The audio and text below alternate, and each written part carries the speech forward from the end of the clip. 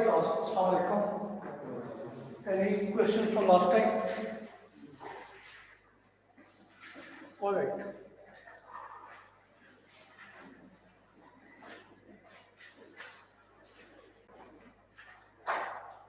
Alright, आज का agenda क्या है? फर्स्ट ऑफ ऑल हमने पिछली क्लास में बात की थी कि इनपुट और आउटपुट क्या कॉन्सेप्ट है और सीक्वेंशियल प्रॉब्लम सॉल्विंग क्या होती है।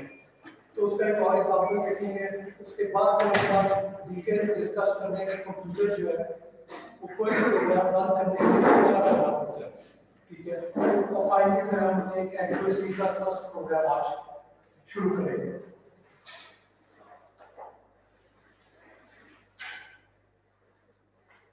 ठीक है, पहला सवाल है कि what is the minimum number in the following set.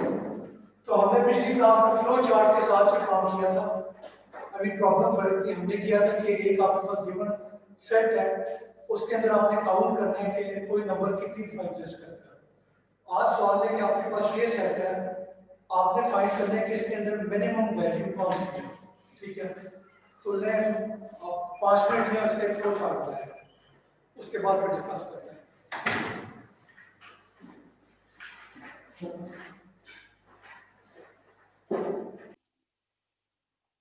हाँ जी, पहला सवाल ये कि इसमें इनपुट क्या होगी। कौन बोल रहा है? हाँ जी, सेट होगी, इसके अलावा कोई इनपुट होगी? हाँ? कौन सा नंबर आप कुछ ऐड करना चाहेंगे?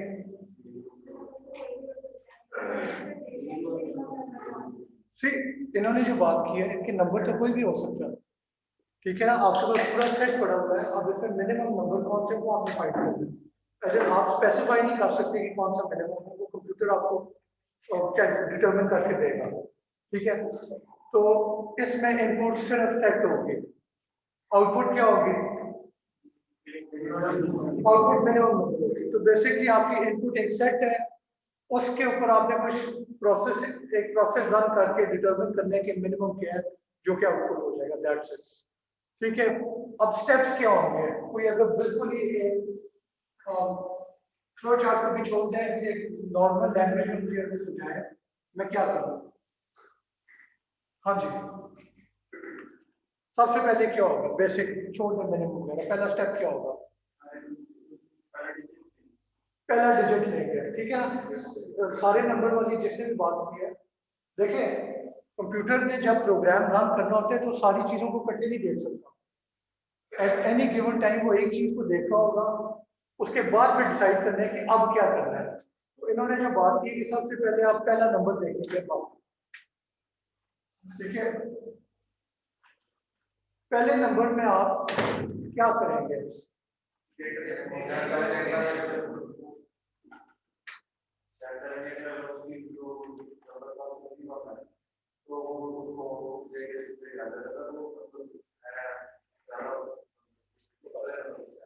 अच्छा, आप कह रहे हैं कि पहला नंबर जो है उसे आप देखें और चेक करें कि मिनिमम है कि नहीं है, पर कैसे पता लगेगा कि मिनिमम है कि नहीं है?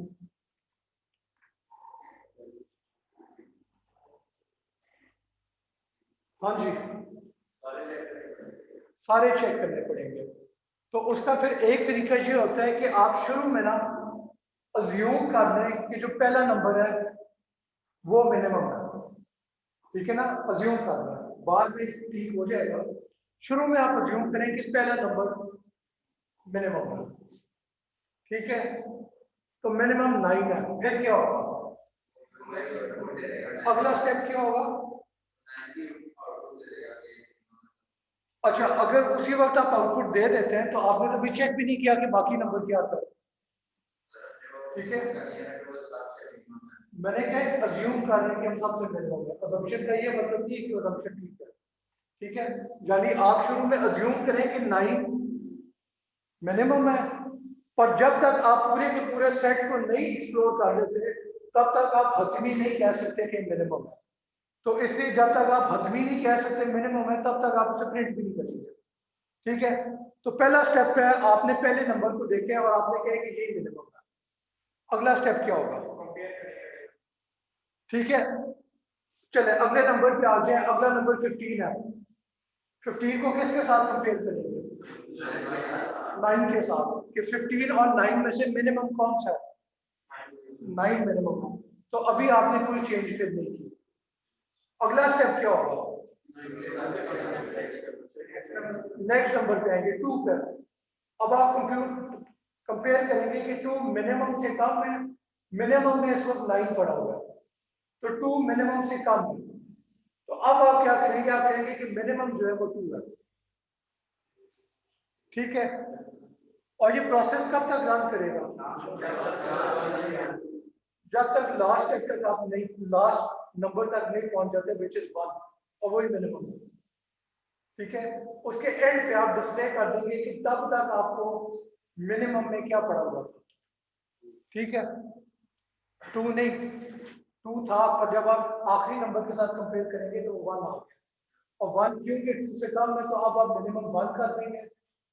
और उसके बाद आप देखेंगे कि आप कोई और नंबर बचा है कि नहीं। अगर नहीं बचा तो उस वक्त तक जो भी आपके पास मिनिमम है विच इज 1, आप उसे डिस्प्ले कर देंगे। अब इस चीज को एक फ्लो चार्ट में ट्रांसलेट करें। फ्लो चार्ट क्या होती है? बेसिकली एक ग्राफिकल एक डायग्राम है जिसमें आप डिफरेंट स्टेप्स को स्क्वायर की सूरत में लिख देते हैं। उसमें यस और नो कंडीशन हो सकती है, विच केस आपके 2 डिफरेंट एरर होते हैं। ठीक है। चलो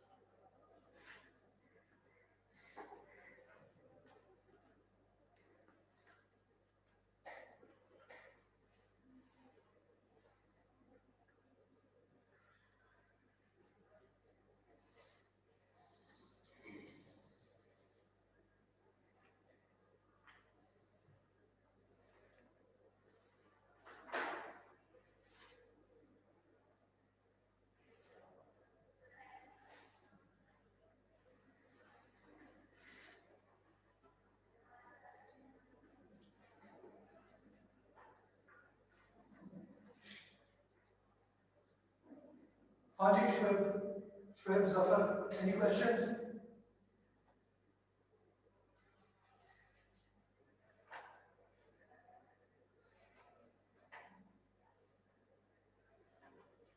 शुएब और अरसलान, एनी क्वेश्चंस?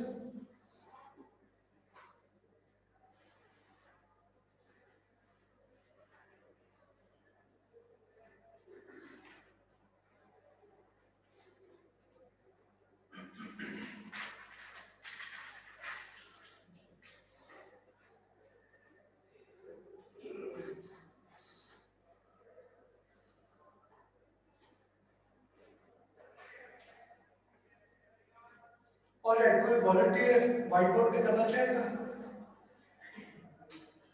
हाँ जी, गलत निकालते हैं, मसला नहीं है, नंबर नहीं काटते।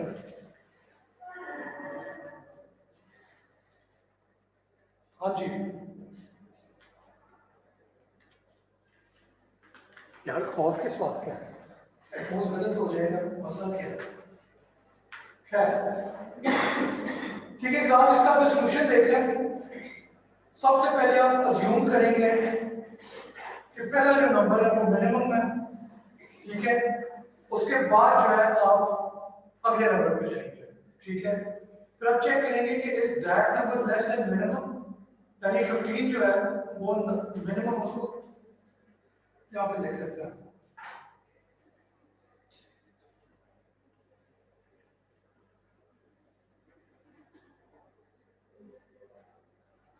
ठीक है। लेट्स सपोज मिनिमम जो है वो अभी तक 9 है स्टार्ट में। अब आप क्या करते हैं? अगले नंबर पे जाते हैं विच इज 15। और चेक करते हैं कि मिनिमम से कम है कि नहीं। क्योंकि मिनिमम से कम नहीं है तो नो का फॉलो, डोंट अपडेट मिनिमम। अगले स्टेप पे आ जाए, is the number last, no, go to the next number. ठीक है, अब अगला स्टेप क्या होगा? अगला स्टेप होगा आप अगले नंबर पे गए हैं, कंपेयर करने के 2 लेस देन 9 है कि नहीं। यस 2 लेस देन 9 है, तो आप क्या करेंगे? यस अपडेट मिनिमम, तो यहां पे 9 की बजाय 2 आ जाएगा। फिर आप चेक करेंगे this is number last, no, go to the next number. अगला नंबर आप 30 है, 30 is less than the minimum, no, don't update minimum, is the number last, no, go to the next number। ठीक है, आखिरी क्या है? नंबर 1 है, is 1 less than 2 यानी less than minimum, yes it is, तो अपडेट मिनिमम, अब 1 हो गया। is this not last number? yes, display minimum, screen के ऊपर जो है 1 लिखा हुआ आ जाएगा और यहाँ पे आपका प्रोग्राम एंड हो गया। और आप देख सकते हैं कि लूप वाला रेपिटेशन वाला जो कॉन्सेप्ट है वो बेसिकली ये है कि आप जिस भी नंबर पे हैं उससे आप अगले नंबर पे जाएं और वो पूरा जो प्रोसेस है वो फिर से रिपीट होगा। ठीक है, तो ये रेपिटेशन है। एक और जो हमने स्ट्रक्चर पढ़ा था वो था कौन सा था? रेपिटेशन के अलावा कौन सा? कंडीशनल था। ठीक है, तो कंडीशनल कहाँ पे हो रहा है? एक कंडीशन यहाँ पे हो रही है कि अगर नंबर लेस देन मिनिमम है, यस क्या करना है, नो क्या करना है। और दूसरी कंडीशन क्या पे आ रही है कि नंबर लास्ट है, यस क्या करना है, नो क्या करना है। ठीक है, और तीसरा जो हमने स्ट्रक्चर पढ़ा था वो सीक्वेंशियल था। तो वो तो आपको इस फ्लो चार्ट में नजर ही आ रहा है कि आप एक सीक्वेंस में चल रहे, पहले इस ब्लॉक पे आते हैं, फिर इस ब्लॉक पे आते हैं, फिर बेस्ड ऑन द कंडीशन इनमें से किसी पे आते हैं, फिर अगले पे आते हैं और इस तरीके से एक सीक्वेंस में चल रहे हैं। ये नहीं होगा कि आप बेसिकली इस स्टेप पे हैं और इस स्टेप से आप इस स्टेप पे जंप कर जाएं, इस स्टेप से आप यहाँ पे आ जाएं, यहाँ से आप इधर चले जाएं, यहाँ से फिर इधर आ जाएं, ऐसे नहीं होता। जिस सीक्वेंस में आपने कोड लिखा है आपका कंप्यूटर उसी सीक्वेंस में एग्जीक्यूट करेगा, आगे पीछे जब नहीं मांगेगा। ठीक है, तो ये बेसिकली एक एग्जांपल था सीक्वेंशियल प्रोग्रामिंग, कंडीशनल और रेपिटेशन तीनों स्ट्रक्चर्स में इस एग्जांपल में कवर हो गए हैं। आगे चलें आप।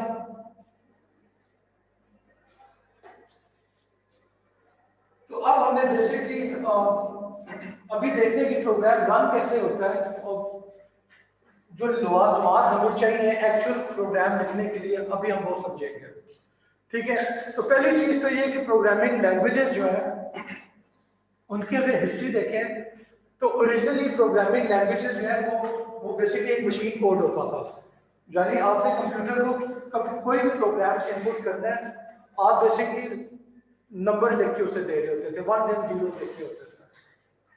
उसमें मसला क्या, और ये आपको नजर आ रहा है कि बेसिकली ये एक कोड है कि क्या एक्शन करना है और ये उस कोड को कुछ डेटा दिया जा रहा है कि ये एक्शन आपने इस डेटा के साथ करना है और आपको कुछ समझ नहीं आ रही है क्या करना है। ठीक है, इसमें मसला क्या था, मशीन कोड में कि इतना टाइम कंज्यूमिंग था और इतना एरर प्रोन था कि आपका जो प्रोग्रामर है उसकी जिंदगी अजाब हो जाती थी। ठीक है, तो फिर लोगों ने सोचा कि मशीन कोड जो है उससे तो हमारी जिंदगी बहुत मुश्किल हो जाती है और प्रोग्रामर से गलतियां भी ज्यादा होती हैं और सिंपल सा प्रोग्राम लिखने के लिए बहुत ज्यादा टाइम लगता है। तो उसका फिर क्या सोल्यूशन है? तो उसके लिए फिर इन्होंने असेंबली कोड प्रपोज किया था। असेंबली लैंग्वेज में बेसिकली क्या था कि मशीन कोड से थोड़ी सी बेहतर थी इन द सेंस कि उसमें कुछ इंग्लिश के लफ्ज आ जाते थे और वो लफ्ज देख के एटलीस्ट प्रोग्रामर को कुछ समझ आ जाती थी कि यहाँ पे क्या होता है। यानी अब मैं आपको कहूँ 50,004 क्या समझ आएगी, as oppose to that cat लिखूं और वही वैल्यू लिखूं तो एटलीस्ट आपके दिमाग में शक हो सकते हैं कि कैर का मतलब कोई कैरेक्टर होगा, कि शायद यहाँ पे कोई कैरेक्टर इनपुट दी जा रही है या कैरेक्टर आउटपुट किया जा रहा है। ठीक है, तो ये जो है closer to the human languages था, क्लोजर टू इंग्लिश था। पर यहाँ पे भी आपको नजर आ रहा है कि ये एक खिचड़ी सी पकी हुई है, ये पढ़ने में आपको काफी मुश्किल पेश आएगी। ठीक है, तो आखिरी जो स्टेप था वो फिर था आपकी आजकल की जो हाई लेवल प्रोग्रामिंग लैंग्वेजेस है। हाई लेवल प्रोग्रामिंग लैंग्वेज का क्या मतलब होता है? ऐसी लैंग्वेज जो कि बिल्कुल ही इंसानी जुबान के करीब था। ठीक है, मशीन कोड से बिल्कुल मुख्तलिफ, यानी मशीन कोड में जो जो मुश्किलें आपको पड़ती थी वो सारी यहाँ पर खत्म हो गया। अब ये मैंने आपको प्रोग्रामिंग अभी तक सिखाई नहीं है, पर ये एक सिंपल सी कोड है। ये आपके ख्याल में क्या कर रहा होगा? हेलो प्रिंट का। ठीक है, प्रिंट लफ्ज देखते ही आपको शक हो जाता है कि कुछ डिस्प्ले होगा। क्या डिस्प्ले होगा? अगर हेलो लिखा हुआ है तो चांसेस आ कि हेलो प्रिंट होगा, कोई और चीज नहीं होगी। ठीक है, तो सिर्फ हेलो प्रिंट करने के लिए जहां पे आपको एक लाइन चाहिए सी में, पर अगर आप असेंबली की बात करें या मशीन कोड की बात करें तो हेलो प्रिंट करने के लिए आपको कुछ 7 लाइनें चाहिए थी। ठीक है, तो वो 7 लाइनें टाइप करने में जो आपका टाइम लगता है वो अब एक लाइन में खत्म हो जाएगा। और जो आप लफ्ज और जो कमांड इस्तेमाल कर रहे हैं सी में, वो कमांड प्रिंट ऐसे जो कि पढ़ते साथ ही आपको समझ आ जाती है। वहां पे 50 लिखा हुआ है, वहां पे कैर 0 लिखा हुआ है, उन दोनों में गलती की गुंजाइश काफी है। ठीक है, तो ये बेसिकली प्रोग्रामिंग का जो हाई लेवल प्रोग्रामिंग लैंग्वेजेस था उनका मकसद था। यानी मैं अगर आपको असाइनमेंट दूं कि आपने एक पूरा प्रोग्राम लिखना है इस मशीन कोड में, आप में से कितने लोग वो छोड़ के चले जाएंगे? अभी काफी लोग भाग जाएंगे, कहेंगे कि ये चीज हम नहीं कर सकते। पर सी में जब मैं आपको कहूंगा वही काम करने के लिए, तो आप बड़े आराम से कर लेंगे। ठीक है क्लास, तो ये बेसिकली एक हिस्ट्री थी और ये एक एवोल्यूशन थी प्रोग्रामिंग लैंग्वेजेस की। इस तरीके से इवॉल्व किया, और ऑब्वियसली ये एवोल्यूशन प्रोसेस खत्म नहीं होता। अब जो C plus plus high level language है, पर अब उसमें बहुत ज्यादा इम्प्रूवमेंट्स आ गए हैं। एक जमाना था कि जावा का राज था। ठीक है, अब आप देख सकते हैं कि अब काफी ज्यादा और प्रोग्रामिंग लैंग्वेजेस सी पे आ गई हैं। यानी हर वक्त कोई नई प्रोग्रामिंग लैंग्वेज आ रही होती है। और ये कोई एग्जांपल देगा वो प्रोग्रामिंग लैंग्वेजेस का जो आपने नाम सुने हो? हाँ जी,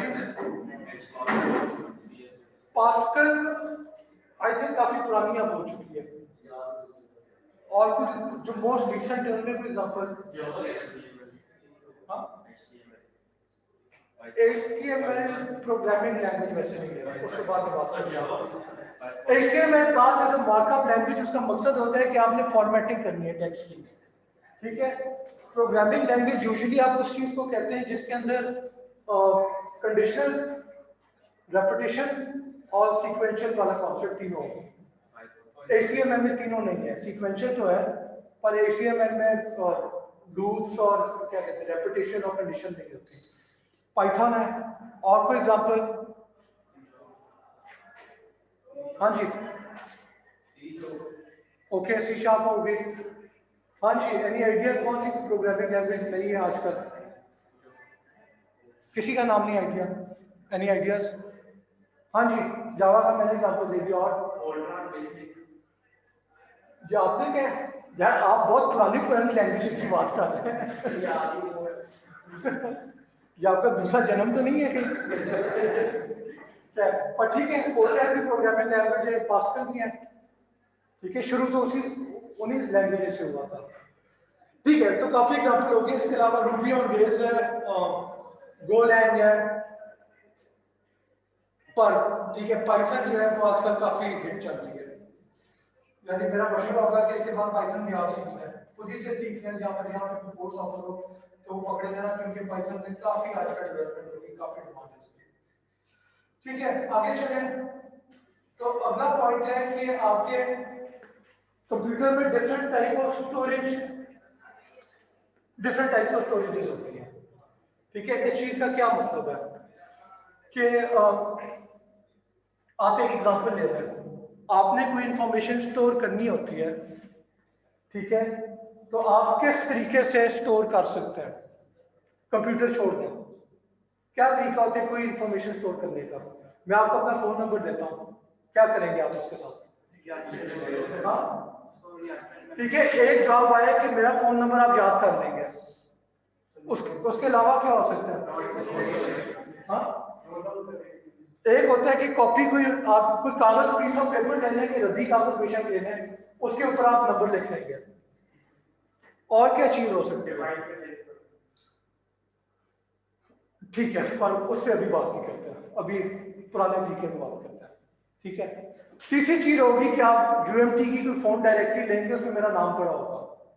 ठीक है, यानी आपका दिमाग एक ऑप्शन है, पीस ऑफ पेपर दूसरी ऑप्शन है, और एक किताब है जिसके अंदर छपा हुआ है मेरा नंबर, आप उस किताब को ले सकते हैं, तीसरी ऑप्शन है। ठीक है, ये मैं 3 एग्जांपल क्यों दे रहा हूं, क्योंकि इसको आप कंप्यूटर पे भी मैप करेंगे।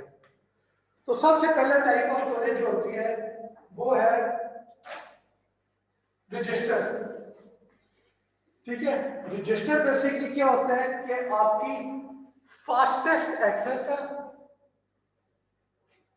और स्मॉलेस्ट साइज है अमंग ऑल स्टोरेजेस। रजिस्टर सबसे छोटा होता है और इसकी एक्सेस सबसे तेज होती है। ठीक है, और रजिस्टर जो है बेसिकली आपका जो प्रोसेसर होता है उसके अंदर ही होता है। सही है, तो इसलिए बहुत ज्यादा दूर भी नहीं जाना पड़ता, वहीं से डेटा उठा दिया जाता है, पर इसका साइज बहुत छोटा होता है। ठीक है, और यहाँ पे मैं एग्जांपल दे दूं कि आप जब कोई बात करते हैं ना कि ये मशीन जो है ये 32 बिट मशीन है कि 64 बिट मशीन है, ठीक है, तो ये बेसिकली आप रजिस्टर का साइज बता रहे होते हैं कि आपने जो प्रोसेसर खरीदा है उसमें रजिस्टर 32 बिट का है कि 64 बिट का है। 64 बिट का मतलब है कि इतने ज्यादा इंफॉर्मेशन आपकी एक रजिस्टर में फिट आएगी। 32 बिट का मतलब है कि सिर्फ 32 बिट का एक लिमिट है, उससे ज्यादा बड़ी इंफॉर्मेशन जो है वो आप एक बारी में रजिस्टर में स्टोर नहीं कर सकते, आपको फिर बार बार कुछ करना पड़ेगा। ठीक है, तो ये रजिस्टर हो गया। नेक्स्ट लेवल जो है वो है कैश का। ठीक है, कैश भी आपके चिप के ऊपर ही होती, प्रोसेसर के ऊपर ही होती है। ठीक है, इसका साइज रजिस्टर से बड़ा होता है पर रिलेटिवली कैश भी काफी छोटी होती है। ठीक है, तो ये बेसिकली आपका अगर एग्जांपल ह्यूमन एग्जांपल है तो आप समझ लें कि आपका दिमाग है, दिमाग में वैसे इंफॉर्मेशन बहुत ज्यादा आ सकती है। ठीक है, पर वैसे रजिस्टर और कैश आप समझ लें दिमाग है इन द सेंस कि फास्टेस्ट एक्सेस है। यानी अगर मैं आपको कहूं कि किताब के अंदर मेरा नंबर ढूंढे तो वो ढूंढने में आपको टाइम लगेगा, पर अगर आपको याद है तो दिमाग में से मेरा नंबर निकालना वो आप फौरन ही बोल देंगे। ठीक है, तो वो एक्सेस आपको समझ आई कि दिमाग की एक्सेस बहुत ज्यादा तेज होती है। इसी तरीके से रजिस्टर और कैश का आपने एक्सेस करना है तो ये बेसिकली सबसे ज्यादा तेज स्पीड पे आप ये इंफॉर्मेशन पकड़ सकते हैं।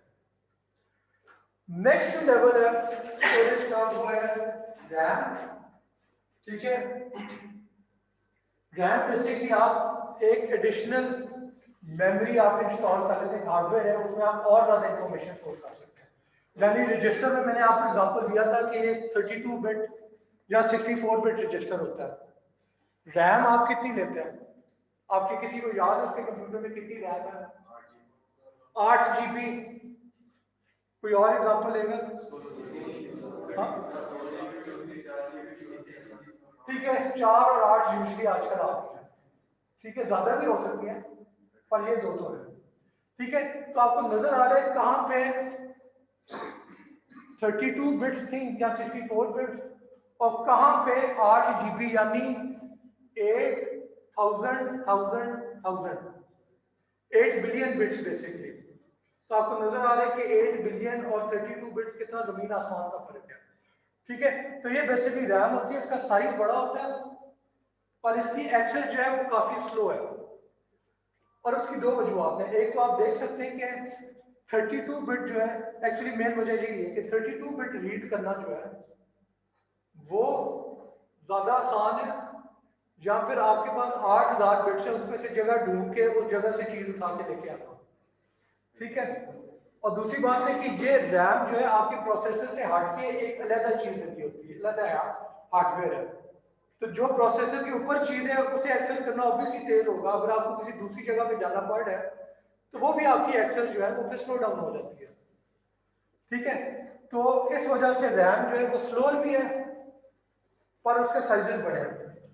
और रैम को अगर आपने एग्जांपल लेना है ह्यूमन एनालॉजी, तो वो बेसिकली है कि आप समझें कि जो ड्राफ्ट पेपर वाला एग्जांपल था ना, ये वो है कि अगर मेरा नंबर आपको याद नहीं है तो आप एक कागज के पीस पे आप लिख सकते हैं वो नंबर, ठीक है, और उसे एक्सेस करने में आपको देर नहीं लगेगी, कागज है उसे उठा के पढ़ने आपको नजर आ जाएगा, ठीक है। चौथी जो आखिरी स्टोरेज है वो बेसिकली हार्ड डिस्क है, ठीक है। हार्ड डिस्क का साइज बहुत बड़ा होता है और इसकी एक्सेस जो है वो सबसे ज्यादा स्लो है, ठीक है। साइज बढ़ाने का एग्जांपल ये है कि आपकी कितनी हार्ड डिस्क है आपके घर में, आपके कंप्यूटर में कितनी 500 जीबी है आपकी, ठीक है। रैम आपकी 8 जीबी है पर हार्ड डिस्क आपकी 500 जीबी है, ठीक है ना। कोई 100 गुना फर्क फॉर एग्जाम्पल हो गया, अगर 4 जीबी होता तो 100 से भी ज्यादा होता, ठीक है। अब बाय द वे 500 एक एवरेज है। अब लोग जो है काफी टेराबाइट भी लगा देते हैं, टेराबाइट की हार्ड डिस्क होती है, तो वो आपको नजर आ रहा है कि कितना ज्यादा आपका हार्ड डिस्क का साइज होता है, कितनी इंफॉर्मेशन इसमें आ सकती है, पर इसकी एक्सेस जो है वो इन तीनों के मुकाबले में बहुत ही स्लो है, ठीक है। एक तो बहुत ज्यादा डेटा है जिसके अंदर आपने जगह ढूंढ के कॉपी करना है उसे, उसमें टाइम लगता है। दूसरी बात ये है कि आपकी हार्ड डिस्क यूजली जो होती है, अब चलिए बेहतर डिवाइसेस आ गए हैं एसएसडी वगैरह, पर जो पुरानी हार्ड डिस्क है वो तो रोटेशन वाला डिवाइस था, ठीक है, कि एक प्लेट से एक डिस्क है आपकी वो घूमी जा रही है, ठीक है। तो जो घूमने वाला मोशन है that is a mechanical motion, mechanical motion slow होता है कंपेयर टू कि अगर आपका एक करंट एक जगह से दूसरी जगह फ्लो करके वापस आता है, ठीक है। तो जो करंट का फ्लो है वो बहुत तेजी से हो रहा होता है, और जब किसी डिवाइस को घूम के एक खास पोजीशन तक जाना पड़ता है ताकि उसे रीड किया जा सके, तो जो घूमने वाला मोशन है वो कुछ मिली सेकेंड में हो रहा होगा, और जो इलेक्ट्रिक करंट वाला था वो तो आपका बहुत ही तेज स्पीड पे होता है, ठीक है। तो इसलिए आपकी जो हार्ड डिस्क है वो बहुत स्लो डिवाइस है। ये हार्ड डिस्क वाली स्टोरेज अब आपकी नॉन रोटेशन वाली नॉन मैकेनिकल भी आ गई है, ठीक है। पर एग्जांपल हो कि आपके ऐसी डिवाइस का साइज बहुत बड़ा है, एक्सेस स्लो होती है कंपेयर टू रैम कैश और रजिस्टर पे, ठीक है। Any questions? और जो हार्ड डिस्क का जो एग्जांपल था, इसे अगर आप ह्यूमन सिनेरियो में मैप करें तो वो है कि think of it as your course book. जहां मैंने जो एग्जांपल दिया था उसमें सोचें कि आपको डायरेक्टरी में मेरा नंबर ढूंढना पड़ रहा है, यानी एक तरफ आपके पास एक कागज है जिसके ऊपर आपने मेरा नंबर लिखा हुआ है, एक तरफ आपका दिमाग है जिसमें मेरा नंबर याद है आपको, और तीसरी तरफ एक बुक खोल के आप सफे पलट रहे हैं कि आप उस पेज तक जा सके पहुंच सके जिसमें मेरा नंबर लिखा हुआ है, और फिर आप उसे रीड करें, तो उसमें ऑब्वियसली आपको बहुत ज्यादा टाइम लगता है, ठीक है। तो ये बेसिकली आपकी स्टोरेज थी, और ये हम कर क्यों रहे हैं?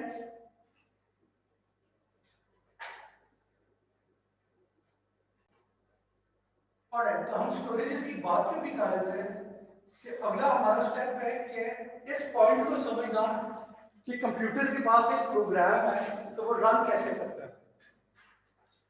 कोई किसी ने इधर कोई गेम खेली है रिसेंटली कंप्यूटर पर? जीटीए खेली किसने? ठीक है, जीटीए खेली है। आपको को अंदाजा है कि गेम का साइज क्या था, कितने जीबी में इंस्टॉल हुई थी?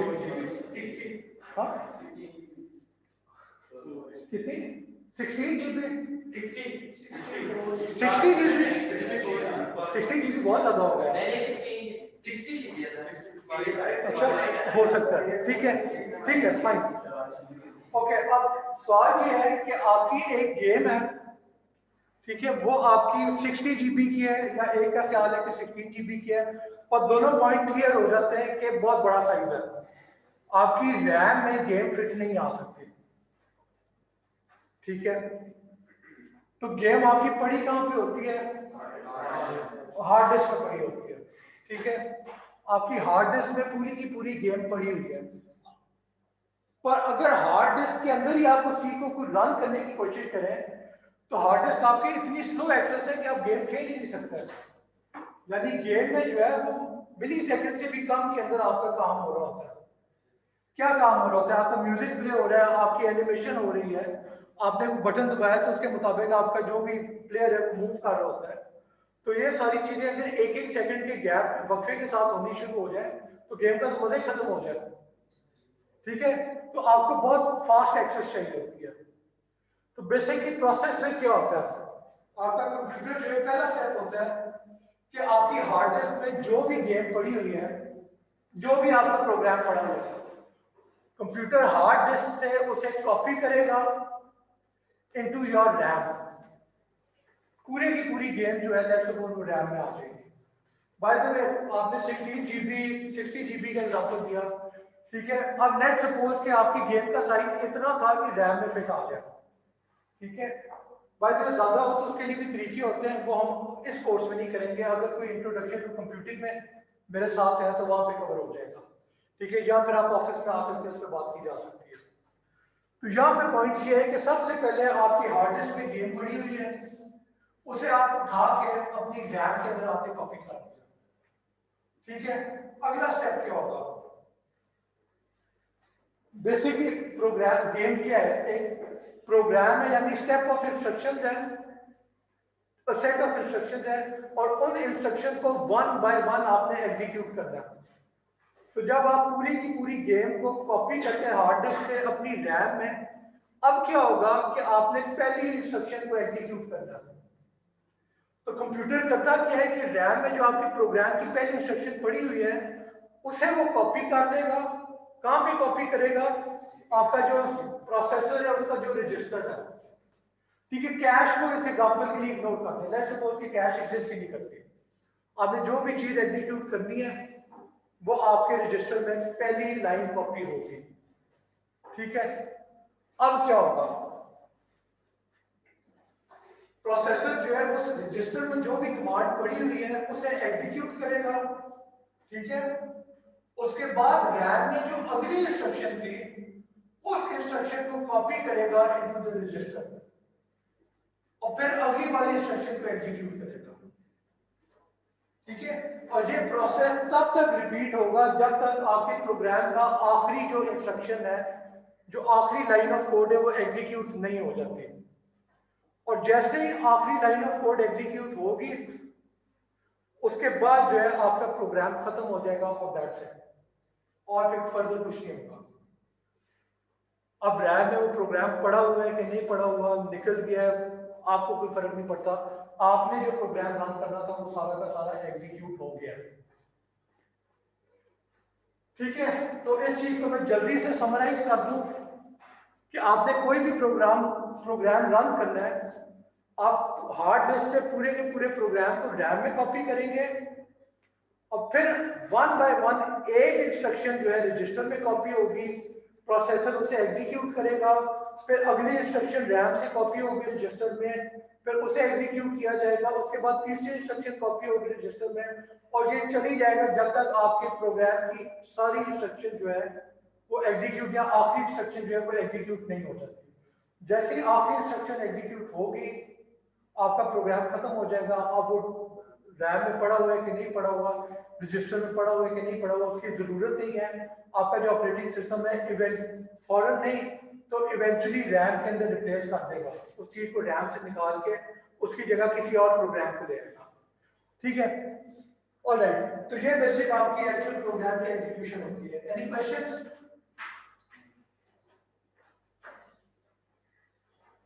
हाँ जी, ऑनलाइन पेपर। ओके, ठीक है। अगला पॉइंट जो आपको पता होना चाहिए वो है, आप एक लफ्ज काफी सुनेंगे, और वो है कि कंपाइल्ड और इंटरप्रेटेड लैंग्वेजेस, ठीक है। कंपाइल्ड और इंटरप्रेटेड में क्या फर्क है? किसी को आइडिया है? हाँ जी, कंपाइल्ड कंप्रेस्ड और इंटरप्रेटेड।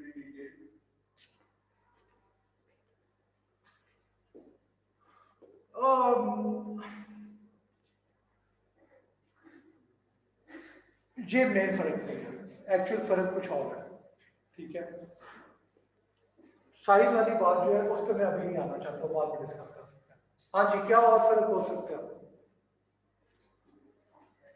कंपाइल करने को कहते थे बहुत से चीजों को इकट्ठा करना, इंटरप्रेट करके रिसीव करना। अच्छा, पहली जो आपने बात की ना कि कंपाइल का मतलब है बहुत ज्यादा चीजों को इकट्ठा करना, ठीक है, वो एक सही डेफिनेशन है, उस पर हम अभी आते हैं।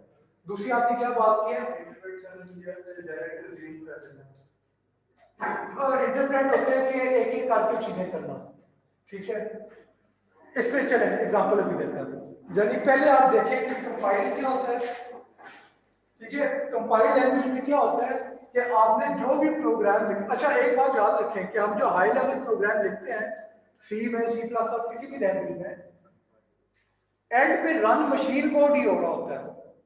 यानी हमने जो एवोल्यूशन देखी थी ना कि पहले मशीन लैंग्वेज आई, उसके बाद असेंबली आई और उसके बाद हाई लेवल लैंग्वेजेस आई। तो कंप्यूटर हाई लेवल लैंग्वेज को रन नहीं कर रहा होता, वो उसे पहले कन्वर्ट करता है इनटू मशीन कोड, क्योंकि मशीन कोड वो लैंग्वेज है जो कि कंप्यूटर समझ सकता है, ठीक है। तो जो भी आपकी प्रोग्रामिंग लैंग्वेज होगी इवेंचुअली मशीन कोड में ट्रांसलेट होगी, और मशीन कोड जो है वो हर आर्किटेक्चर का फर्क होता है। एएमडी का प्रोसेसर है तो फर्क मशीन कोड हो सकता है, आपका इंटेल वाला तो फर्क होगा। तो जो भी आपकी प्रोग्राम है वो पहले ट्रांसलेट होगा, ओके। अब कंपाइल लैंग्वेज में क्या होता है? कंपाइल लैंग्वेज में होता है कि आपने जो भी प्रोग्राम लिखा है वो पूरे का पूरा प्रोग्राम सबसे पहले एक मशीन, पूरा प्रोग्राम एक मशीन कोड के अंदर जो है वो ट्रांसलेट हो जाएगा, ठीक है। अब उस मशीन कोड को आप एग्जीक्यूट कर सकते हैं, ठीक है। ये सी में ऐसे होता है, सी प्लस प्लस में ऐसे होता है, और भी काफी लैंग्वेजेस हैं जो कि कंपाइल है बेसिकली। दूसरे जो टाइप ऑफ लैंग्वेजेस हैं वो है इंटरप्रेटेड। इंटरप्रेटेड में और कंपाइल में फर्क क्या है कि इंटरप्रेटेड लैंग्वेज में पूरे का पूरा प्रोग्राम एक ही वक्त पे ट्रांसलेट नहीं होता into machine code. Interpreted language में क्या होता है, पहले एक लाइन ट्रांसलेट होती है, फिर अगला लाइन और वो एग्जीक्यूट होती है, फिर अगला लाइन ऑफ कोड ट्रांसलेट होता है इनटू मशीन कोड और एग्जीक्यूट, उसके बाद अगली लाइन। तो वन बाय वन एक एक इंस्ट्रक्शन को आप पहले ट्रांसलेट करते हैं फिर एग्जीक्यूट करते हैं, ठीक है। इन दोनों में फर्क क्या होगा क्वालिटी वाइज? और इसमें एग्जांपल बाय द वे आपका इंटरप्रेटेड में क्या आ जाता है?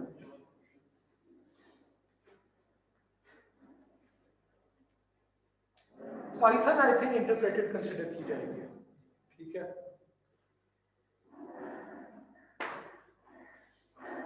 और जावास्क्रिप्ट भी है, ठीक है। तो इनमें आपके ख्याल में कुछ फर्क होगा, आपकी परफॉर्मेंस में कोई फर्क होगा?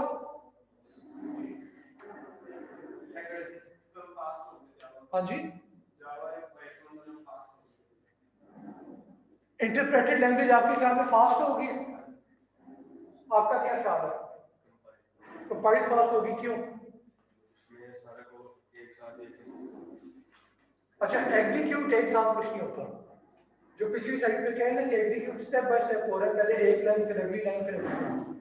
और आपकी बात दुरुस्त है कि कंपाइल लैंग्वेज जो है वो ज्यादा आपकी परफॉर्मेंस है ज्यादा फास्ट होती है, और उसकी वजह क्या है उसका आप एक एग्जांपल ले लें। लेट्स सपोज हमारे पास एक पैराग्राफ है जो कि फ्रेंच में लिखा हुआ है, ठीक है। एक पैराग्राफ है जो कि फ्रेंच में लिखा हुआ है और हमें से किसी को उसकी समझ नहीं आती। हमारे पास दो ऑप्शन होते हैं, किसी बंदे को हम कहेंगे कि इस पैराग्राफ को जो है उर्दू में ट्रांसलेट कर दो, ठीक है। उर्दू में जब ट्रांसलेट करेगा वो हमें मिल जाएगा, उसके बाद हम उस पैराग्राफ को पढ़ लें, ठीक है। एक ये ऑप्शन है,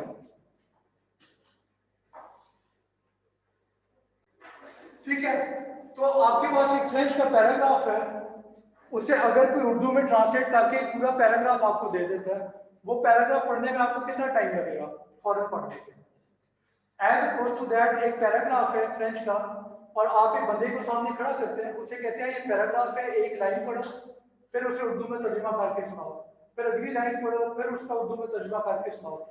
तो वो जो स्टेप बाय स्टेप हर चीज पर एक इंसान को करनी पड़ रही है, एक है कि पहले करके उसने दे दिया, एक है कि वो उस वक्त ऑन द रन आपको करके दे जाता है। तो वो जो है वो स्लो प्रोसेस होता है, ठीक है। यानी एक लाइन पर उसका ओवरहेड भी बहुत आता है। ये पॉइंट समझ आइए। तो जो स्पीड वाइज है आपकी कंपाइल्ड लैंग्वेज फास्टर होती है क्योंकि सारा काम हो गया हुआ है, अब आपने बस एग्जीक्यूट करना है। और इंटरप्रेटेड में सारा काम नहीं हुआ, वो आप साथ साथ आप उसे रन कर रहे हैं, साथ साथ उसे आपको वो काम भी करना पड़ रहा है, तो उसकी वजह से आपकी स्पीड जो होगा वो स्लो हो जाती है। पर इंटरप्रेटेड के कुछ फायदे भी हैं जो कि एडवांस कॉन्सेप्ट है, वो कोर्स के एंड पे उससे बात कर सकते हैं, अभी उसे छोड़ दें। तो अभी बेसिकली आपको परफॉर्मेंस का पता होना चाहिए कि कंपाइल्ड और इंटरप्रेटेड में परफॉर्मेंस और उसकी स्पीड का क्या फर्क होगा। ठीक है, एनी क्वेश्चंस का? हाँ जी, जो लोग ऑनलाइन हैं आपका कुछ सवाल है?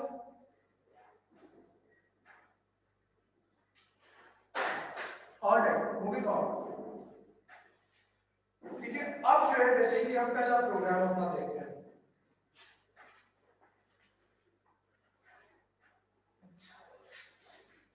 ठीक है, पहला ओके, कोई भी आपने प्रोग्राम लिखना है, ठीक है, सी प्लस प्लस का। अब क्लास या एक्चुअल हम प्रोग्रामिंग पे अब आ गए हैं, ठीक है। तो अपना कॉन्टेक्स्ट जो है वो स्विच करने से पहले हम बात बिल्कुल ही ब्रॉड लेवल पे कर लेते हैं, अब हम स्पेसिफिक्स में जाएंगे। तो सिंपल प्रोग्राम है, इसका काम क्या है कि हमने स्क्रीन के ऊपर हेलो वर्ल्ड प्रिंट करना है। यानी आप कोई भी लैंग्वेज सीखेंगे तो यूजली उसका एक ट्रेडिशन है कि पहला जो प्रोग्राम आप सीखते हैं वो होता है कि हेलो वर्ल्ड कैसे प्रिंट करना है। तो सबसे पहली लाइन पे हमने लिखा हुआ है hash include space angular brackets के अंदर IOST। ठीक है, ये लाइन बेसिकली कर क्या रही है, इस लाइन को प्री प्रोसेसर डायरेक्टिव कहते हैं। सी प्लस प्लस में जब भी कोई हैश आएगा, ये हैश सिंबल है जो शुरू में लिखा होगा, ठीक है, तो जब भी कोई हैश सिंबल आएगा तो इसका मतलब है कि वो एक प्री प्रोसेसर को आप कोई हुक्म देने लगे। अब बात यह है कि प्री प्रोसेसर होता क्या है, ठीक है। तो हमने अभी जो बात की थी कि आपकी लैंग्वेजेस कंपाइल्ड होती है, आपकी C plus plus compiled language है। तो बेसिकली होता क्या है कि सबसे पहले आप एक प्रोग्राम लिखते हैं अपना जो भी सी प्लस प्लस लैंग्वेज है उसमें। अब एक प्री प्रोसेसर जो है वो रन करता है। प्री प्रोसेसर क्या होते हैं कि उस प्रोग्राम में कोई आपने फर्दर इंफॉर्मेशन डालनी है या कोई चीज आपने चेंज करनी है, ठीक है, वो प्री प्रोसेसर वो सारा खुद मैनेज करता है, वो फिर आपको नहीं करना पड़ता। और एक बार प्री प्रोसेसर ने जो भी मॉडिफिकेशन करनी है उस प्रोग्राम में वो कर दी है।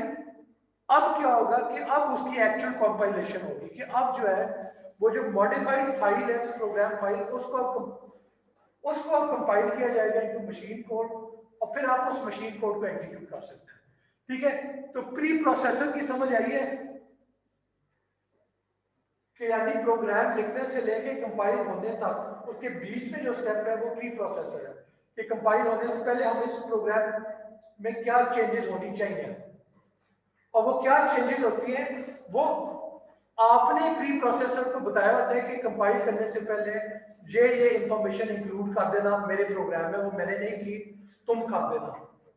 ठीक है, और उसका एग्जांपल एक जो प्री प्रोसेसर देख रहे हैं वो हैश इंक्लूड है, प्री प्रोसेसर डायरेक्टिव।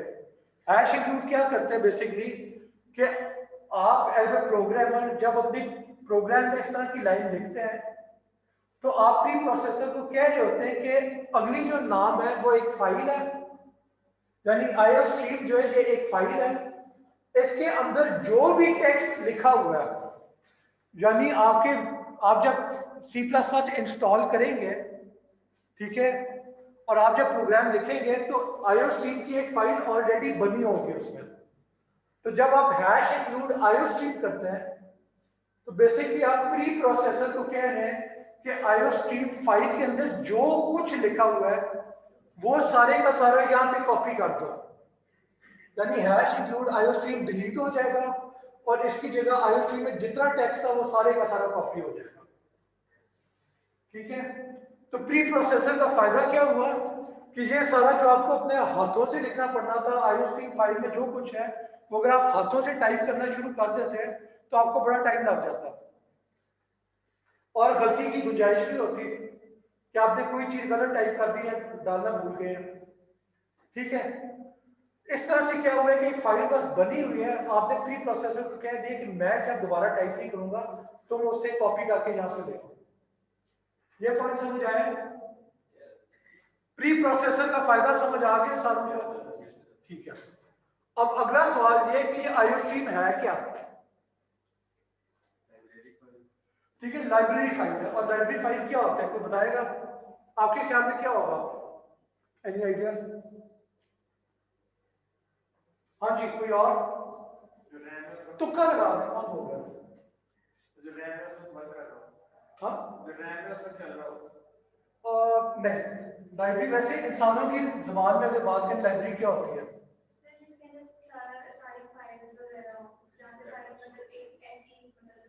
अच्छा, पहली जो आपने बात की है कि लाइब्रेरी एक ऐसी जगह है जहाँ पे बहुत ज्यादा फाइलें पड़ी हुई हैं, ठीक है? उन फाइलों का आपको क्या फायदा होता है? यस, खुद सेव नहीं, पर लाइब्रेरी के अंदर लोगों ने सेव किया हुआ है कि लोगों का जो बनाया हुआ डेटा है। बेसिकली इंसानी लाइब्रेरी क्या होती है कि दुनिया जान के लोगों ने कुछ काम किया हुआ है तो वो उसे किताब में लिख के लाइब्रेरी में सेव कर रखते हैं। अब आपने पढ़ना है, आप लाइब्रेरी में जाए, किताब खोलें, उसे पढ़ना है। जब आप प्रोग्राम की बात करते हैं, प्रोग्राम में आप कुछ कह रहे थे? हाँ जी, यस, बेसिकली, और वो इंफॉर्मेशन लोगों ने पहले ही इकट्ठी की हुई है तो आपको खुद से नहीं इजाद करनी पड़ेगी। तो जब प्रोग्राम में आप बात करते हैं लाइब्रेरी की, तो वो यही एक कॉन्सेप्ट है कि आपके पास एक इंफॉर्मेशन पहले की पड़ी हुई है जो कि आप इस्तेमाल कर रहे हैं। यानी अब मैं ज्यादा स्पेसिफिक किस्म का एग्जांपल दूं, तो जब भी आप प्रोग्राम लिखेंगे तो कुछ आपको ऐसे फंक्शनैलिटी चाहिए होगी जो कि सिर्फ आप नहीं है, आपके अलावा लाखों और लोगों को चाहिए होगी। यानी आपने स्क्रीन के ऊपर प्रिंट करना है कुछ, ठीक है? अब स्क्रीन के ऊपर प्रिंट करना है तो आप दुनिया के वाहिद प्रोग्रामर नहीं है जो स्क्रीन पे कुछ प्रिंट करना चाहता है। जब से प्रोग्रामिंग हो रही है लोग स्क्रीन के ऊपर प्रिंट करना चाह रहे हैं, ठीक है? तो हमने शुरू में बात की थी कि आप जब भी प्रोग्राम करते हैं आपको कंप्यूटर को एक एक चीज स्टेप बाय स्टेप बतानी पड़ती है। तो हम तो कह देते हैं कि ये प्रिंट कर दो, पर एक्चुअल प्रिंट नहीं होता। एक्चुअल काफी लाइन ऑफ कोड है जो कि कंप्यूटर रन करता है तो फिर जाके एक चीज प्रिंट होती है, ठीक है? अब हर दफा वो चीज आपको करनी पड़ जाए तो आपका तो सारा टाइम जो है एक्चुअल यूजफुल काम करने की बजाय वो प्रिंट वाली स्टेटमेंट का पीछे जो कोड है वो लिखने में लग जाए। समझ आइए? जो आपको काम मैंने दिया है असाइनमेंट फॉर एग्जांपल, आपके पास टाइम बचे ही ना वो करने के लिए, आप उसे चलाने के लिए जो प्रिंट और इस तरह की जो चीजें चाहिए आप उसी को करने में लगे रहे तो आपका तो वक्त जाया होगा। तो लाइब्रेरी का कॉन्सेप्ट क्या था कि इस तरीके के जो फंक्शन आपको चाहिए होते हैं वो लोगों ने कंपाइल इकट्ठे करके एक लाइब्रेरी की फाइल बना दी। फॉर एग्जांपल आईओ स्ट्रीम है, अब आपने जो भी चीज स्क्रीन के ऊपर प्रिंट करनी है या आपने कीबोर्ड से कोई इनपुट लेनी है, ठीक है? तो वो सारी उसके लिए जो भी फंक्शन चाहिए वो आईओ स्ट्रीम फाइल के अंदर पड़े होते हैं। इसका फायदा क्या है, जब आप हैश इंक्लूड कर देते हैं तो अब आपने प्री प्रोसेसर को क्या है कि वहां पे जो भी फंक्शनैलिटी पड़ी हुई थी प्रिंट की, रीड करने की, वो सारी यहां पे कॉपी कर दो। और अब इस प्रोग्राम के अंदर आप इस फाइल के अंदर जो भी फंक्शनैलिटी पड़ी हुई थी उसे आप इस्तेमाल कर सकते हैं, आपको इजाजत है।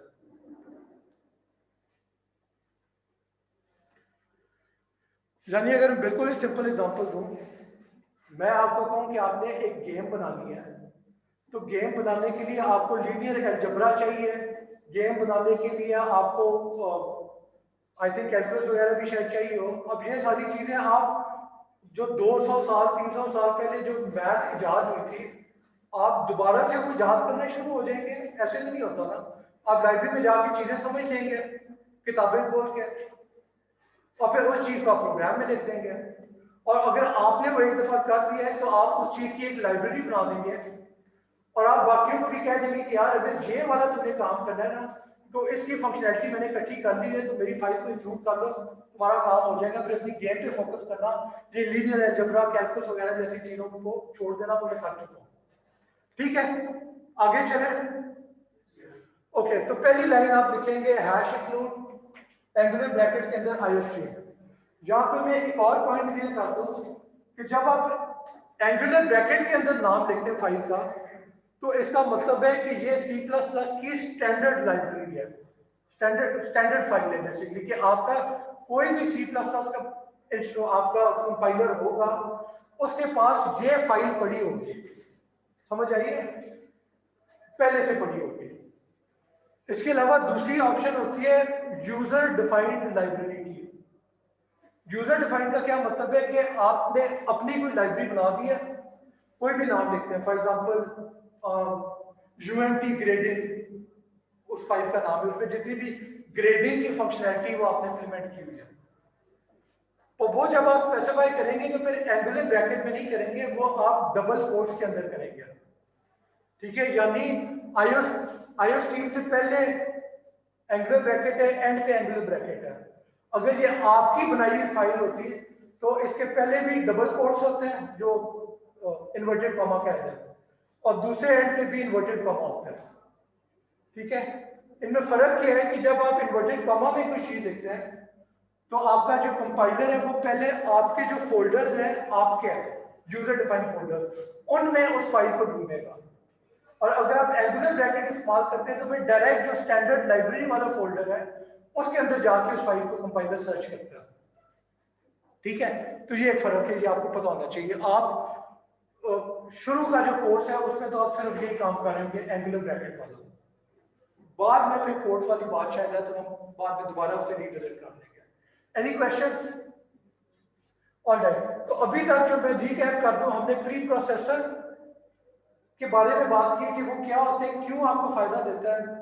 प्री प्रोसेसर डायरेक्टिव की बात की है कि आप प्री प्रोसेसर को हुक्म कैसे देते हैं, और उसमें से हमने पहला डायरेक्टिव जो देखा एग्जांपल वो हैश इंक्लूड किया, और अभी जो हमने बात की है वो लाइब्रेरी कि लाइब्रेरी आपकी जिंदगी आसान कैसे करती है, उसका फायदा क्या है, और यूजर डिफाइंड और स्टैंडर्ड लाइब्रेरी जो है इन दोनों में फर्क क्या है, और इन दोनों को इस्तेमाल करने का सिंटैक्स क्या है, तरीका क्या है, ठीक है। आगे आ जाए, अगली लाइन जो है वो है इंट मेन और round bracket. By the way एक बात याद रखें कि C++ जो है वो केस सेंसिटिव लैंग्वेज है, ठीक है। यानी अब जहां पे मैंने हैश इंक्लूड आईओ स्ट्रीम लिखा है तो इसमें किसी भी लेटर को आप कैपिटल नहीं कर सकते, यानी हैश इंक्लूड को अगर आप इनमें से किसी भी लेटर को आप कैपिटल करते हैं, अपर केस करते हैं, तो वो फिर आपका इंक्लूड कुछ और ही बन जाएगा, वो फिर ये वाला इंक्लूड नहीं होगा, वो फिर कोई फर्क चीज होगी। और अगर आईओ स्ट्रीम में किसी आप लेटर को कैपिटल कर देते हैं तो फिर वो फाइल का नाम जो है वो भी उसके मुताबिक होना चाहिए, यानी आईओ स्ट्रीम में आई को अगर कैपिटल कर दिया है तो फिर आपका कंपाइलर उस फाइल को ढूंढेगा जिसका नाम आईओ स्ट्रीम है और जिसके नाम में आई कैपिटल है, अगर वो ना मिला आपका प्रोग्राम नहीं चलेगा। ये पॉइंट क्लियर हुआ? तो केस सेंसिटिव है। आगे आ जाए इंट मेन राउंड ब्रैकेट्स, तो यहां पे भी इंट जो है वो छोटा है, मेन छोटा है, इसमें से किसी को आप अपनी मर्जी से कैपिटल नहीं कर सकते, वो मतलब ही बदल जाता है, ठीक है। तो इस चीज का ध्यान रखना। और एक और बात याद रखें कि मैं जब भी कोई प्रोग्राम आपको दूंगा इसके ऊपर फाइल के ये स्लाइड्स में, अगर आप एग्जैक्ट ऐसे कॉपी पेस्ट करेंगे ना, यानी यहां से कॉपी करके आपने अपने कंपाइलर में लेके उसे रन किया है तो शायद वो रन ना हो, ठीक है। क्यों?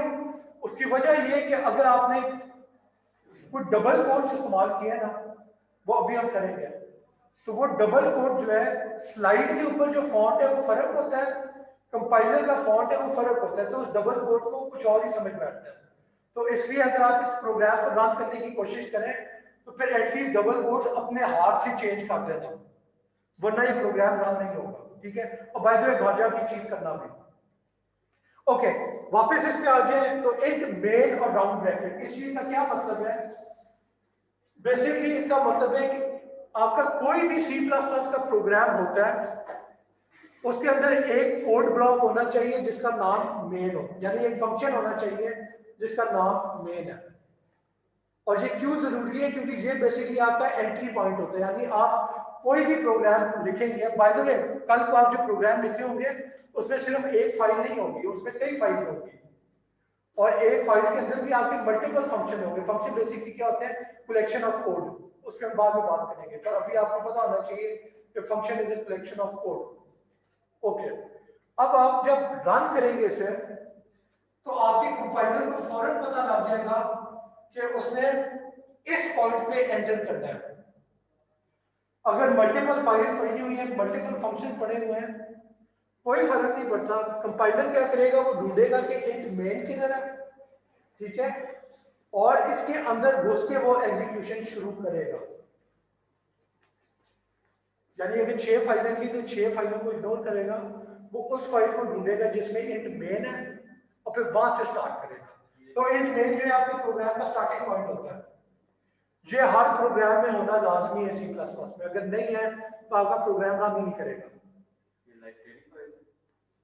नहीं, इंट मेन आपका अपना प्रोग्राम है, ये लाइब्रेरी नहीं है, ये आप बना रहे हैं। लाइब्रेरी थी जो आपने यहाँ पे इंक्लूड की है आईओस्ट्रीम में। इंट मेन आपका कोड है, ठीक है, ये क्लियर हुआ है? तो इंट मेन लाजमी है और ये एंट्री पॉइंट है, और ये ऐसे लिखते हैं, राउंड ब्रैकेट क्यों है वो आप अभी ऐसे लिख देना, इसकी बाद में बात करेंगे, बहुत बाद में जाओगे, अभी आप बस इसे याद रखना है। अगली लाइन है opening curly braces. Opening curly brace क्या होता है? कि बेसिकली ये जो चीज है ये आपको बता रही है कि मेन का जो कोड है वो यहां इसके बाद से शुरू हो रहा है, ठीक है, अभी शुरू हो रहा है, खत्म कहां पे होगा वो बाद में देखते हैं। देखिए ये बेसिकली बता रहा है कि जो मेन फंक्शन है वो यहां से स्टार्ट हो रहा है। आगे चले, इसके बाद जो है अगली लाइन, अच्छा एक चीज आप जो देख रहे होंगे वो ये है कि पहली लाइन में आपने हैश इंक्लूड और एंगुलर ब्रैकेट में आईओस्ट्रीम लिखा है, उसके बाद फॉरवर्ड स्लैश डाल के आपने कुछ लिखा हुआ है। अगली लाइन पे इंट मेन के बाद आपने फॉरवर्ड स्लैश डाल के कुछ लिखा हुआ है। तो क्लास ये जो फॉरवर्ड स्लैश 2 दफा आप लिखते हैं तो इसका मतलब है कि इसके बाद जो टेक्स्ट होगा वो बेसिकली कमेंट है। यानी यहां पे देखें, this is a preprocessor directive to include library, और library can be user defined और स्टैंडर्ड लाइब्रेरी। फिर main function is the entry point to the program, start of function code, ये सारे कमेंट्स हैं। कंपाइलर जो है इन comments को ignore कर देता है, ये आपके कोड का हिस्सा नहीं बनता है, आपका जो एक्चुअल एग्जीक्यूट होना है ये उसका हिस्सा नहीं है। तो फिर इसका मकसद क्या है लिखने का? Any idea? क्या फायदा है लिखने का? एक्सप्लेन करने के लिए। जब आप 10,000 लाइनों का प्रोग्राम लिख रहे होते हैं, ठीक है, और आप अकेले नहीं लिख रहे होते, आपके साथ पूरी टीम होती है, तो आपने इस तरीके से प्रोग्राम लिखना होता है कि आप किसी और टीम मेंबर को कोड दें तो देखते साथ ही समझ जाए कि इधर क्या हो रहा है, ठीक है। अब सिर्फ टीम मेंबर नहीं, आपको भी भूल जाएगा। यानी यहाँ पे आप जब असाइनमेंट किया करेंगे, प्रोजेक्ट्स करेंगे, तो अगर आप हफ्ते बाद अपने कोड को वापस देखने आएंगे तो आपको समझ ही नहीं आएगी कि कहाँ पे क्या हो रहा है, ठीक है। अगर बड़ा प्रोग्राम है आप भूल चुके होते हैं, तो कमेंट्स का फायदा ये होता है कि वो एग्जैक्ट बता देते हैं कि ये लाइन क्या कर रही है या ये फंक्शन क्या कर रहा है। या यहाँ पे तो ये भी हो सकता है कि आप टू डू लिखते हैं कि मैंने ये प्रोग्राम लिखा है पर इसमें ये कमी है, ये हमने बाद में करनी है। अब आपको कैसे याद रहेगा? आप कमेंट के अंदर लिख दें कि ये चीज अभी हमने करनी है, और आप अगर नौकरी छोड़ के चले जाते हैं, कोई और टीम मेंबर उसे देखते हैं, तो वो आपका कमेंट पढ़ते साथ ही समझ जाएगा कि ये चीजें अभी बाकी है तो वो कर दो, ठीक है। तो कमेंट्स का ये फायदा होता है। कमेंट्स 2 तरीके से आप लिखते हैं, एक जो मैंने ऑलरेडी कह दिया आपको कि फॉरवर्ड स्लैश, उसके बाद जो चीज आएगी वो कमेंट होगी, पर ये एक लाइन होगी सिर्फ।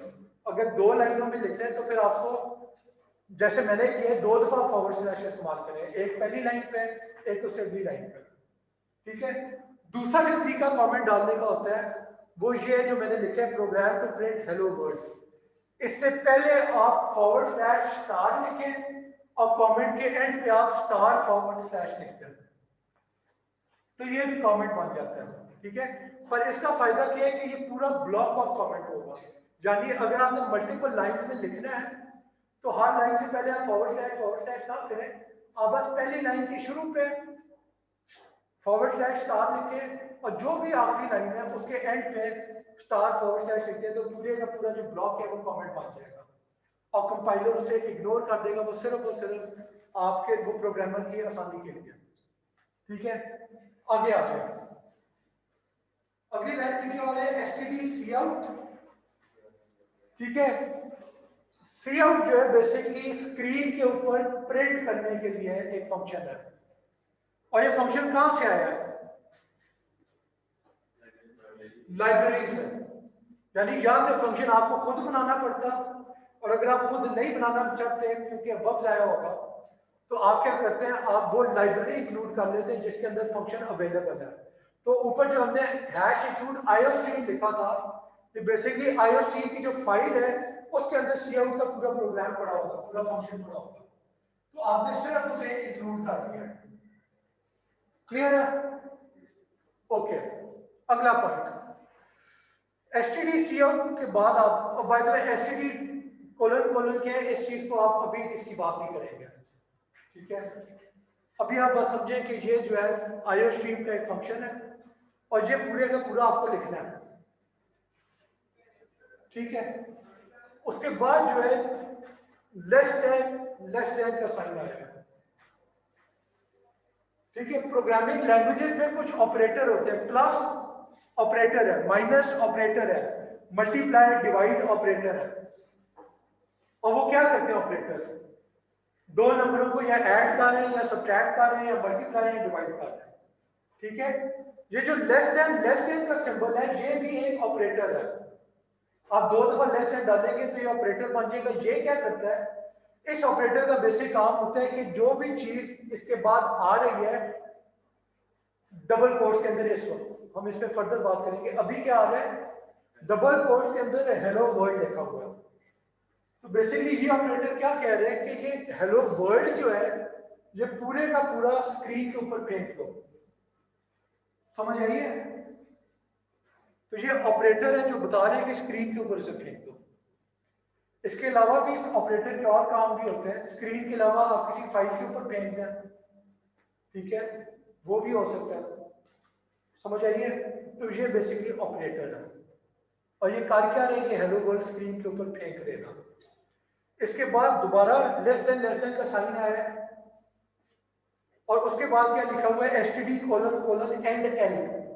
एंड एल कोई तुक्का मारेगा, क्या हो सकता है?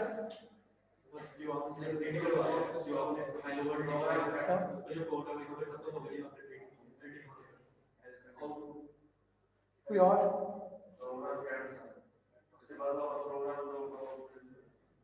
ओके, एंड एल जो होता है वो एंड लाइन है। ठीक है, एंड लाइन का क्या मतलब है कि आप बेसिकली कह रहे हैं कि सबसे पहले हेलो वर्ल्ड जो है वो स्क्रीन के ऊपर फेंक दो, उसके बाद एंड लाइन स्क्रीन के ऊपर फेंक दो। एंड लाइन फेंकने का क्या मतलब है? एंड लाइन का मतलब है कि अब अगर कुछ और आप प्रिंट करने की कोशिश करेंगे तो वो हेलो वर्ल्ड के सामने नहीं लिखा जाएगा, वो हेलो वर्ल्ड के नीचे अगली लाइन के ऊपर लिखा जाएगा। अगर मैं इस एंड लाइन को हटा दूं और कुछ और प्रिंट करूं तो वह हेलो वर्ल्ड के फौरन बाद आ जाएगा।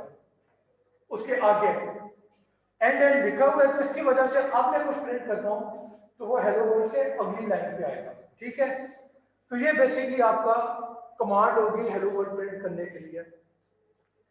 अगली लाइन पे क्या हो रहा है, रिटर्न 0। ये बेसिकली बता रहे हैं कि आपका प्रोग्राम जो है, ये कंपाइलर को कह रहे हैं कि इस प्रोग्राम को आप खत्म कर दो, इस फंक्शन को खत्म कर दो। इसके बाद इंट मेन खत्म हो जाएगा। ठीक है, और जो लास्ट लाइन है वो बेसिकली है closing brace, curly brace. Closing curly brace क्या बता रही है कि आपका पूरा जो मेन फंक्शन था, मेन का जितना भी कोड था, वो ओपनिंग कर्ली ब्रेस और क्लोजिंग कर्ली ब्रेस के बीच में है, इसके बाहर नहीं होगा। और अगर आप curly brace, opening curly brace से पहले कोई लाइन ऑफ कोड डाल देते हैं, समझते हैं कि ये मेन का ऐसा होगा, तो नहीं, वो एरर आ जाएगा। और अगर मेन का कोई कोड है जो कि curly brace, closing curly brace के बाद लिखते हैं, तो वो भी एरर आ जाएगा। वो आपका कंपाइलर कहेगा कि ये लाइन ये दी में ये किसका हिस्सा है, ये किस प्रोग्राम, किस फंक्शन का हिस्सा है। ठीक है, तो वो आपको कर्ली ब्रेसेस के बीच में डालना होता है। और कर्ली ब्रेसेस का और भी इस्तेमाल है, वो हम आगे जाकर देखेंगे। ठीक है, जहां तक क्लियर है?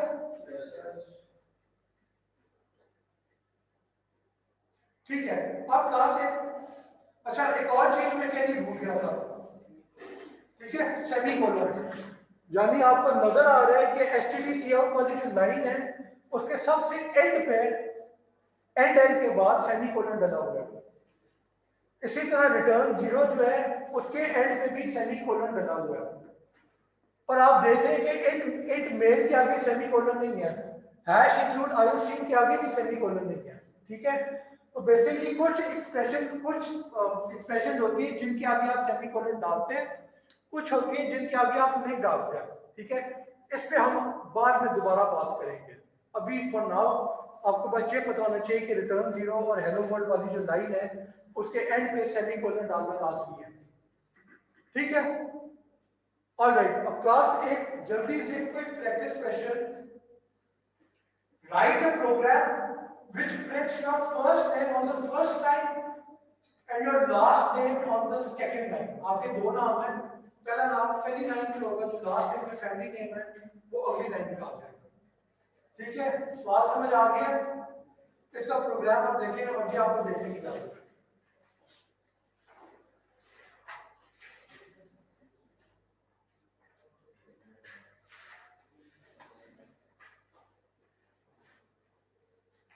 हमीदा एसटीडी जो है वो बेसिकली आपको ये बता रहा है कि एसटीडी के बाद लेस देन का ऑपरेटर है और उसके बाद जो भी चीज लिखी हुई है उसे स्क्रीन के ऊपर प्रिंट करना है, बस ये मतलब है इसका।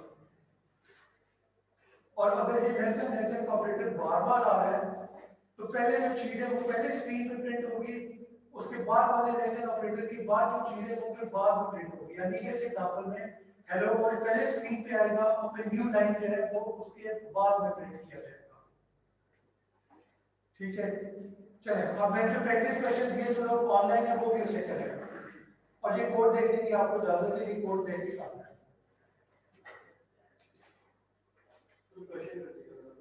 अपना नाम है, नाम का पहला नाम जो है पार्ट वो पहली लाइन में लिखें, जो आपका सेकंड नेम लास्ट नेम है उसे दूसरी लाइन पे लिखें, प्रिंट करें। और क्लास मैंने आपको कोड दे दिया, 2 मिनट के अंदर करें सर, इस सारे को कॉपी करें और फिर डिसाइड करें आपने क्या चेंज करना है।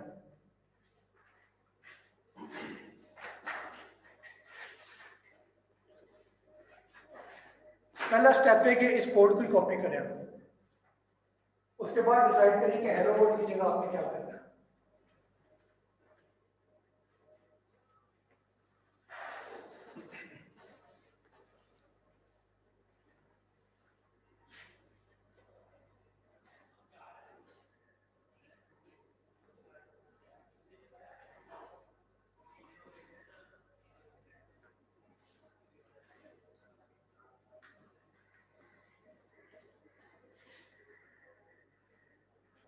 ठीक है, तो बेसिकली इस प्रोग्राम में होना क्या है, सबसे पहले आप हैश इंक्लूड आईओस्ट्रीम लिखेंगे, आप लाइब्रेरी इंक्लूड करेंगे जिसके अंदर आपका सी आउट वाली फंक्शनैलिटी अवेलेबल है।